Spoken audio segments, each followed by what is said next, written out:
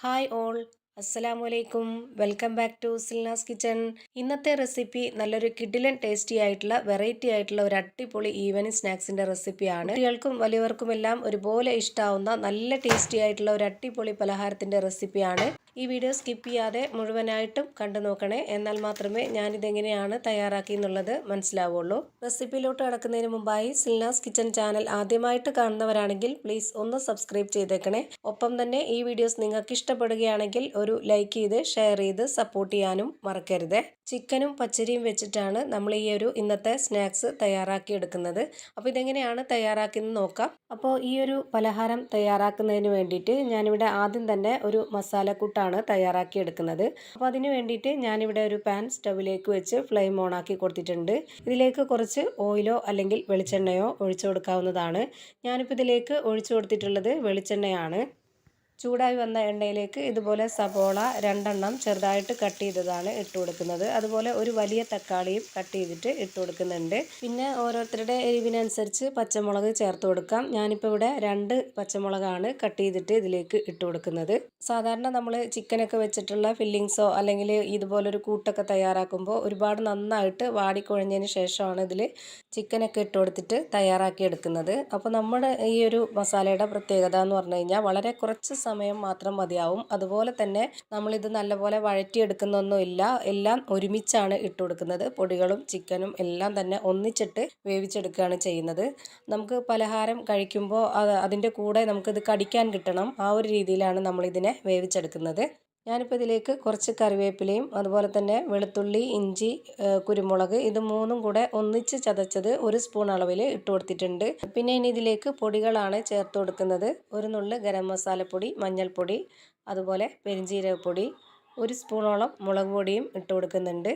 എരിവൊക്കെ ഓരോരുത്തരുടെ ഇഷ്ടത്തിനനുസരിച്ച് ചേർത്ത് കൊടുക്കാവുന്നതാണ്. ഇതിലേക്ക് ഇനി ആവശ്യത്തിനുള്ള ഉപ്പും കൂടെ ഇട്ട് കൊടുത്തതിന് ശേഷം ചെറുതായിട്ട് കട്ട് ചെയ്ത് വെച്ചിട്ടുള്ള ചിക്കൻ പീസാണ് ഇട്ട് കൊടുക്കുന്നത്. എല്ലില്ലാത്ത പീസാണ് ഞാൻ എടുത്തിട്ടുള്ളത്. ഈ ഒരു 2 സബോളയ്ക്കും 1 തക്കാളിക്കും വേണ്ടുന്ന ആവശ്യത്തിനുള്ള ചിക്കൻ പീസ് എടുത്തിട്ടുള്ളൂ.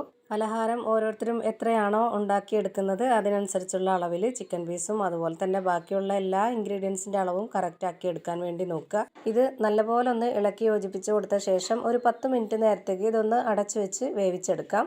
ഇനി അടുത്തതായിട്ട് നമുക്കിതിലേക്ക് വേണ്ടത് പച്ചരിയാണ്. ഞാനിവിടെ 250 ml കപ്പിൻ്റെ അളവിൽ 1.5 കപ്പ് പച്ചരി നല്ലപോലെ കഴുകിയതിന് ശേഷം ഒരു 3-4 മണിക്കൂർ നന്നായിട്ട് കുതിർത്ത് വെച്ചിരുന്നതാണ്. നല്ല പോലെ കുതിർന്ന് കിട്ടിയാൽ മാത്രമേ നമ്മുടെ ഈ ഒരു പലഹാരം നല്ല ടേസ്റ്റി ആയിട്ടും അതുപോലെ തന്നെ നല്ല പെർഫെക്റ്റ് ആയിട്ടും കിട്ടുള്ളൂ. ഞാനിപ്പോൾ ഈ ഒരു പച്ചരി കുതിരാൻ വെച്ചിരുന്ന ആ ഒരു വെള്ളമെല്ലാം ഊറ്റിക്കളഞ്ഞിട്ടാണ് എടുത്തിട്ടുള്ളത്. ഇനി ഇതിലേക്കൊരു 2 അല്ലി വെളുത്തുള്ളിയാണ് ഇട്ട് കൊടുക്കുന്നത്. അതുപോലെ 2-3 അല്ലി ചെറിയ ഉള്ളി ഉണ്ടെങ്കിൽ അത് ഇട്ട് കൊടുക്കാം. ഞാനിവിടെ ഒരു ചെറിയ കഷ്ണം സവോള കട്ട് ചെയ്തിട്ടാണ് ഇതിലേക്ക് ഇട്ട് കൊടുത്തിട്ടുള്ളത്. ഇനി ഇതിലേക്ക് ഒരു 1/4 സ്പൂൺ അളവിൽ പെരിഞ്ജീരകപ്പൊടിയാണ് ഇട്ട് കൊടുക്കുന്നത്. മുഴുവൻ പെരിഞ്ജീരകം ഉണ്ടെങ്കിൽ അത് ഇട്ട് കൊടുക്കാം. പിന്നെ ഒരു നുള്ള് ഗരം മസാലപ്പൊടിയും ഇതിലേക്ക് ആവശ്യത്തിനുള്ള ഉപ്പും കൂടെ ഇട്ട് കൊടുക്കാം. ഇനി ഇത് ഒരു മിക്സിയുടെ ജാറിലേക്ക് ഇട്ട് കൊടുത്തിട്ട് നല്ല പോലെ അരച്ചെടുക്കണം. ഒരുപാട് വെള്ളം ഒഴിച്ചു കൊടുക്കരുത്. മെഷർമെൻറ്റ് കപ്പിൻ്റെ 1/2 കപ്പ് അളവിൽ 1 കപ്പ് വെള്ളം മാത്രം ഒഴിച്ചു കൊടുത്തതിന് ശേഷം നന്നായിട്ട് അരച്ചെടുക്കുക.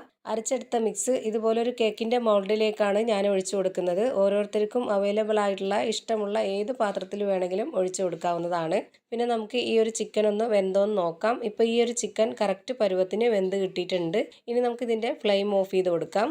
ഇനി അരച്ചെടുത്തിട്ടുള്ള ആ ഒരു പച്ചരി മിക്സ് ഇതുപോലെ മൗൾഡിലാണ് ഒഴിച്ചു കൊടുത്തിട്ടുള്ളത്. മുഴുവനായിട്ടും ഒഴിച്ചു കൊടുത്തിട്ടില്ല, പകുതി മാത്രമേ ഒഴിച്ചു കൊടുത്തിട്ടുള്ളൂ. ചൂടോടെ തന്നെ ഈ ഒരു ചിക്കൻ്റെ മിക്സ് ഇതിലേക്ക് മുഴുവനായിട്ടും ഇട്ട് കൊടുക്കാം. എന്നിട്ടൊരു സ്പാച്ച് വെച്ചിട്ട് നമുക്ക് നല്ല പോലെ ഇതൊന്ന് പരത്തി കൊടുക്കണം. ഒരുപാട് ഈ വക്ക് വരെയൊന്നും ആക്കി കൊടുക്കരുത്. വെന്ത് വരുമ്പോൾ അതിൻ്റെ വക്ക് ഭാഗത്തൊക്കെ ഇളകി കിട്ടാനായിട്ട് ബുദ്ധിമുട്ടായിരിക്കും. അതുകൊണ്ട് തന്നെ ഇത്രയും മാത്രം വിട്ടു കൊടുത്തിട്ട് ബാക്കി എല്ലാ ഭാഗത്തും പരത്തി കൊടുക്കണം. എന്നിട്ട് ഇതിലെ ബാക്കിയുള്ള ആ ഒരു പച്ചരി മിക്സ് ഇതിന് മുകളിലേക്കായിട്ട് ഒഴിച്ചു കൊടുക്കാം. ഇതിൻ്റെ ഫുള്ള് മസാലക്കൂട്ടും ഇതുപോലെ കവർ ചെയ്തുകൊണ്ട് മുഴുവനായിട്ടും ഒഴിച്ചു കൊടുത്തിട്ടുണ്ട്. ഇനി ഇത് ആവിയിലാണ് വേവിച്ചെടുക്കുന്നത്. അപ്പോൾ അതിനായിട്ട് ഒരു ഇഡലി പാത്രത്തിൽ വെള്ളം വെച്ചതിന് ശേഷം അതിനുള്ളിലെ അരിപ്പത്തട്ട് ഇറക്കി വെച്ച് കൊടുത്തിട്ട് ഈ ഒരു മോൾഡും കൂടെ വെച്ച് കൊടുത്തതിന് ശേഷം ഇതൊന്ന് അടച്ചു വെച്ച് വേവിച്ചെടുക്കുന്നുണ്ട്. ഒരു 40 മിനിറ്റോളം സമയം വേണ്ടി വന്നിട്ടുണ്ട് ഇത് വെന്ത് കിട്ടാനായിട്ട്. ഇനി നമുക്കിത് ഇതേപോലെ തന്നെ വേണമെന്നുണ്ടെങ്കിൽ കഴിക്കാവുന്നതാണ്. ഞാനിപ്പോൾ അല്ലാതെ തന്നെ ഒന്ന് ടേസ്റ്റ് കൂട്ടാൻ വേണ്ടിയിട്ട് ഇതുപോലൊരു പാൻ വെച്ച് കൊടുത്തതിന് ശേഷം അതിലേക്ക് കുറച്ച് എണ്ണ ഒഴിച്ചു കൊടുത്തിട്ട് ഈ ഒരു ചൂടായി വന്ന എണ്ണയിലേക്ക് ഇതുപോലൊരു പീസ് വാഴയില വെച്ച് കൊടുത്തതിന് ശേഷം ഈ ഒരു വാഴയിലയുടെ ആ ഒരു ഫ്ലേവർ ഈ ഒരു പലഹാരത്തിന് കിട്ടാൻ വേണ്ടിയിട്ടാണ് ഇങ്ങനെ ചെയ്യുന്നത്. ഈ ഒരു മൗൾഡ് ഇതുപോലെ കമിഴ്ത്തി വെച്ച് കൊടുത്തിട്ട് ഞാനിതൊന്ന് പൊക്കിയെടുക്കുന്നുണ്ട്. അപ്പോഴത്തേക്ക് ഈ ഒരു പലഹാരത്തിന് ഈ ഒരു വാഴയിലയുടെ നല്ലൊരു കറക്റ്റ് ആയിട്ടുള്ള ആ ഒരു ഫ്ലേവറും ടേസ്റ്റും ഒക്കെ നമുക്ക് നന്നായിട്ട് ഇതിലേക്ക് കിട്ടും. നല്ല ടേസ്റ്റാണ് ഇത് കഴിക്കാൻ വേണ്ടിയിട്ട്. ഈ ഒരു രീതിയിൽ നിങ്ങളും ഒന്ന് ട്രൈ ചെയ്ത് നോക്കണം. നിങ്ങൾക്ക് എല്ലാവർക്കും ഇഷ്ടമാവും. ഇനി ഇതൊന്ന് മൊരിഞ്ഞ് കിട്ടാൻ വേണ്ടിയിട്ട് ഇതിലേക്ക് കുറച്ച് എണ്ണ കൂടെ ഒഴിച്ചു കൊടുക്കുന്നുണ്ട്. എണ്ണ വേണ്ട എന്നുള്ളവർക്ക് എണ്ണ ഒഴിവാക്കാവുന്നതാണ്. എണ്ണ ഇല്ലാതെ ചെയ്തെടുത്താലും നല്ല ടേസ്റ്റ് ആയിരിക്കും. എണ്ണ ഒഴിച്ചു കൊടുക്കുമ്പോൾ ഒന്ന് പ്രത്യേക കുറച്ചുകൂടി നല്ല ടേസ്റ്റ് ആയിരിക്കും. അതിനു വേണ്ടിയാണ് എണ്ണ ഒഴിച്ചു കൊടുത്തിട്ടുള്ളത്. ഇപ്പോൾ ഇതിൻ്റെ ഒരു ഭാഗത്ത് മാത്രമേ ആ ഒരു ഇലയുടെ ആ ഒരു ഫ്ലേവർ കിട്ടിയിട്ടുള്ളൂ. ഇനിയിപ്പോൾ മറ്റേ ഭാഗത്തും കൂടെ കിട്ടാൻ വേണ്ടി ഞാൻ ഇതുപോലെ ഒന്ന് തിരിച്ചിട്ട് കൊടുത്തിട്ടുണ്ട്. ഒരു 4-5 മിനിറ്റോളം ഈ ഒരു ഭാഗം കൂടെ ഇതുപോലെ വേവിച്ചെടുത്തതിന് ശേഷം നമുക്കിതൊരു പ്ലേറ്റിലേക്ക് മാറ്റാവുന്നതാണ്.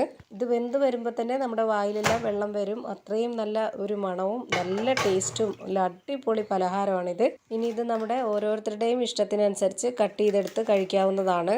ഞാനിപ്പോൾ ഇതിൽ നിന്നും ഒരു പീസ് കട്ട് ചെയ്തെടുത്തിട്ടുണ്ട്. ഇത് കാണുമ്പോൾ തന്നെ നിങ്ങൾക്ക് അറിയാൻ പറ്റും എത്രത്തോളം നല്ല ടേസ്റ്റി ആയിട്ടുള്ള ഒരു അടിപൊളി പലഹാരമാണെന്നുള്ളത്. അപ്പോൾ ഇത്രയേ ഉള്ളൂ ഇന്നത്തെ വീഡിയോ ഇഷ്ടമായാൽ ലൈക്ക് ചെയ്യാനും കമൻറ്റ് ചെയ്യാനും ഷെയർ ചെയ്യാനും മറക്കരുത്. അതുപോലെ തന്നെ ഞാനിടുന്ന പുതിയ വീഡിയോസ് നോട്ടിഫിക്കേഷനായിട്ട് കിട്ടുന്നതിന് വേണ്ടി സബ്സ്ക്രൈബ് ചെയ്ത് ബെല്ലൈക്കൺ അമർത്തി അതിൽ ഓൾ എന്ന ഓപ്ഷൻ എനേബിൾ ചെയ്ത് കൊടുക്കാനും മറക്കരുത്. പുതിയൊരു വീഡിയോയുമായി വീണ്ടും വരും. Thank you for watching.